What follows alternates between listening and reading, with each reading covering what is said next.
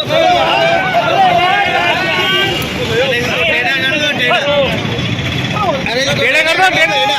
मार दो, लात मार दो।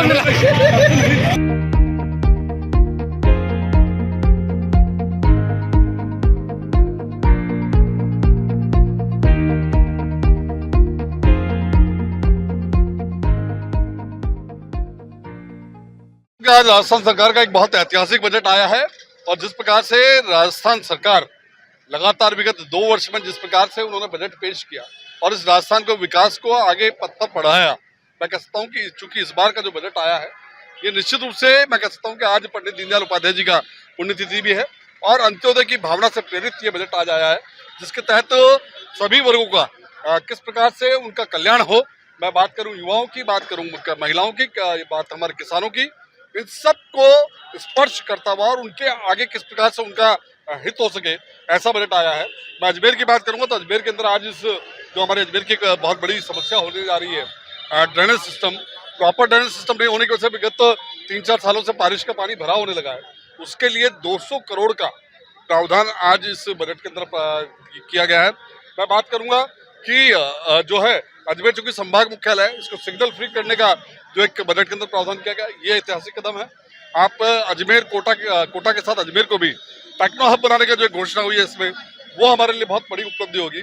और साथ ही जिस प्रकार से टेम्पल टाउन, चूंकि हमारे अजमेर के अंदर दरगाह और पुष्कर दोनों एक बड़े धार्मिक स्थल है और टूरिस्ट स्थल भी है, उनका विकास के नाते जो राशि इसमें प्रस्तावित की गई है उसका भी कहीं ना कहीं लाभ अजमेर को मिलेगा। और साथ ही मैं कह सकता हूँ कि जिस प्रकार से युवाओं के लिए मुख्यमंत्री रोजगार योजना के तहत 10 लाख तक के लोन को ब्याज मुक्त किया गया, ये बड़ी घोषणा है।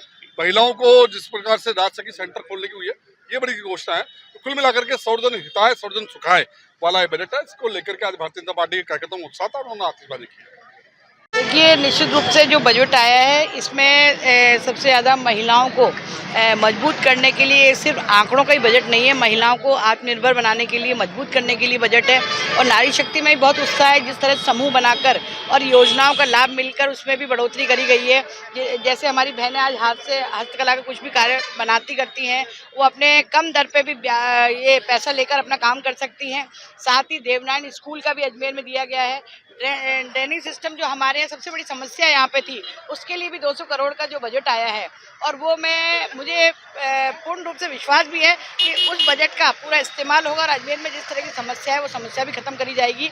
और नारी शक्ति के लिए, बालिकाओं के लिए जैसे उनको स्कूटी भी मिल रही है, और भी जो स्कूलों में जो इसका मेडिकल को लेके भी कहूँगी, जो औषधालय मेडिकल जो बने हुए हैं उनके मरीजों के लिए भी कहीं ना कहीं इस तरह की रहने की व्यवस्था, आवास की व्यवस्था करी जाएगी। आवास का जो पैसा है वह भी लोगों को मकान बनाने के हिसाब से मिलेगा। ये सब चीज़ों को लेके बहुत ही अच्छा सराहनीय बजट है और इस बजट को धरातल तक पहुंचाने के लिए प्रशासन को भी चाहिए कि जमीन तक इस योजनाओं का लाभ और इस बजट का लाभ मिले, ताकि अजमेर की जनता हर तरह से इसका लाभ उठा के खुशी मनाई। हम लोगों ने यहाँ पर बजरंगगढ़ जो चौराहा है वहाँ पर सभी कार्यकर्ता बंधु ने यहाँ पर पटाखे चलाकर, आतिशबाजी कर और मुँह मीठा कराकर एक दूसरे को। राजस्थान सरकार का लोक कल्याणकारी बजट आया, उस बजट से आम जन में, भाजपा कार्यकर्ताओं में बहुत खुशी और उत्साह का माहौल था। हम सब कार्यकर्ता यहाँ पर इकट्ठित, जो बजट के समापन के बाद यहाँ एकत्रित हुए बजरंगगढ़ चौराहे पे, सबने आतिशबाजी करी और आपस में एक दूसरे को मिठाई खिला के मुंह मीठा किया। ये बजट किसानों के हित में, जनता के, आम जन के हित में है, युवाओं के हित में है। मेडिकल के अंदर, इसके अंदर जिस प्रकार से सुविधा सबको लिए दी गई है, क्योंकि स्वास्थ्य एक बहुत बड़ी सेवा है, उस सेवा को इन्होंने मुफ्त इलाज के लिए जो सेवा आगे बढ़ाई है, उससे आमजन को बहुत ज़्यादा फायदा मिलेगा। तो ये बजट वास्तव में लोक कल्याणकारी बजट।